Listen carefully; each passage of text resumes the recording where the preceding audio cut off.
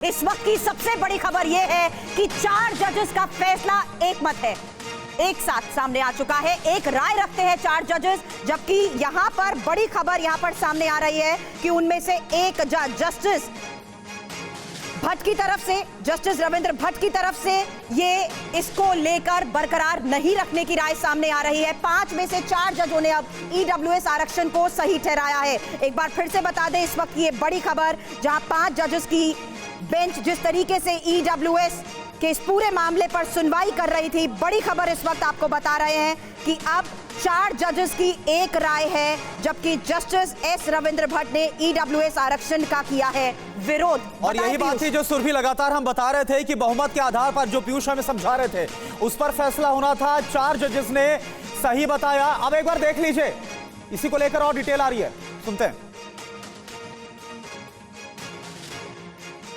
तो आप देखिए, आपको हम बड़ी खबर इस वक्त बता दें। 5वें जज एस रविंद्र भट्ट ने हालांकि ईडब्ल्यूएस कोटे को गलत बताया, लेकिन 5 में से 4 जज इंक्लूडिंग सीजीआई यूयू ललित, उन्होंने इसे सही बताया है। और जानकारी दीजिए आप पीयूष, क्या आपके पास इंफॉर्मेशन है, क्योंकि अब ये क्लियर हो गया है।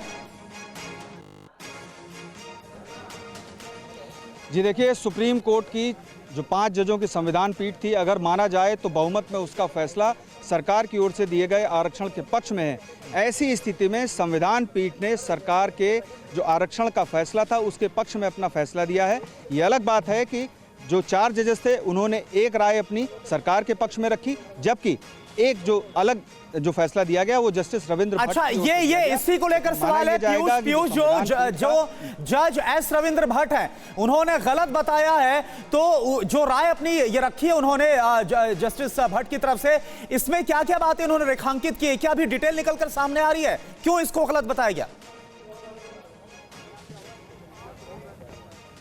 जी करुणा, देखिए अभी डिटेल तो निकल कर सामने नहीं आई है, क्योंकि फैसले की जो प्रति है वो आधे 1 घंटे के बाद सामने आएगी। लेकिन जहां तक मेरी राय है, मेरी समझ है, उसमें सीधे तौर पर जो याचिकाकर्ताओं की ओर से दलीलें दी गई थी कि ये आरक्षण जो है वो सामाजिक आधार पर नहीं है और ये आरक्षण आर्थिक पिछड़ेपन के आधार पर है। ऐसी स्थिति में सिर्फ सामान्य वर्ग को ये 10% आरक्षण दिया जा रहा है, तो ये जातिगत आरक्षण है। इससे जाति सामने आती है कि ये आरक्षण जो है जातिगत आधार पर है। तो ऐसी स्थिति में जो जस्टिस रविंद्र भट्ट हैं उन्होंने अपने फैसले में याचिकाकर्ताओं की ओर से दी गई दलील को सही माना है। और जबकि जो 4 अन्य जज हैं यानी कि सीजीआई और उनके साथ अन्य 3 जज, उन्होंने जो फैसला दिया है उसमें सरकार की ओर से दिए गए आरक्षण को पूरी तरह से सही करार दिया है, सही माना। सरकार की तरफ से क्या क्या बातें इस पूरी सुनवाई के दौरान रखी गई थी पीयूष? अब पक्ष और विपक्ष क्या क्या तर्क दिए गए, ये भी बताएं।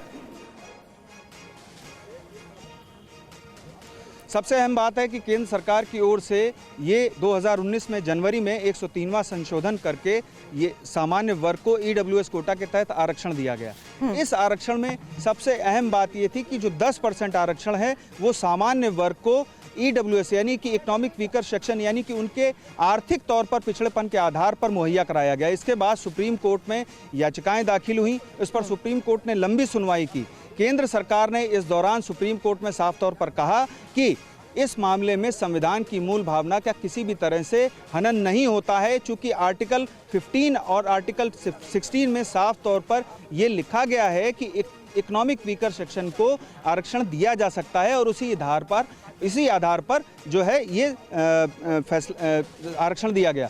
अब सुप्रीम कोर्ट में याचिकाकर्ताओं की ओर से कहा गया कि अभी तक जो आरक्षण मुहैया कराया जा रहा था वो सामाजिक आधार पर मुहैया कराया जा रहा था, उसमें किसी भी तरह से इकोनॉमिक वीकर सेक्शन का उल्लेख नहीं था, जिसका उल्लेख केंद्र सरकार की ओर से 2019 में जनवरी में जो आरक्षण लाया गया था, 103वां संशोधन जो किया गया था उसमें किया गया था। तो उसका वो विरोध कर रहे थे और साफ तौर पर कह रहे थे कि सामाजिक पिछड़ेपन के ही आधार पर अभी तक आरक्षण दिया जा सकता था और वही एक आधार है, अन्य आधार संविधान की मूल भावना का जो है वो हनन करते हैं। तो ऐसी स्थिति में सुप्रीम कोर्ट में इस मामले पर पूरी सुनवाई हुई, लंबी सुनवाई हुई और केंद्र सरकार ने जो संविधान संशोधन किया था उस पर साफ तौर पर कहा कि इसमें संविधान की मूल भावना का हनन नहीं होता है, क्योंकि आर्थिक आधार पर जो लोग पिछड़े हैं उनको भी आगे बढ़ाने की ज़रूरत है। ऐसी स्थिति में जबकि सामाजिक आधार पर जो लोग पिछड़े हैं उनको पहले ही 50% आरक्षण दिया जा रहा है और जो सामाजिक आधार पर पिछड़े हैं उनको सामान्य वर्ग के साथ इसलिए शामिल नहीं किया जा रहा क्योंकि पहले ही 50% आरक्षण सामाजिक आधार पर पिछड़े हुए लोगों को दिया जा रहा है। ऐसी स्थिति में अगर उन्हें सामान्य वर्ग के साथ शामिल किया गया जो 10% आरक्षण है तो ये दोहरा आरक्षण देना होगा, जबकि 10% आरक्षण सिर्फ सामान्य वर्ग को मिल रहा है और 50% आरक्षण सामाजिक रूप से पिछड़े हुए लोगों को मिल रहा है, जिसमें SC, ST, OBC तीनों शामिल हैं और सामान्य वर्ग पर में जो EWS कोटा है वो 10% ही है।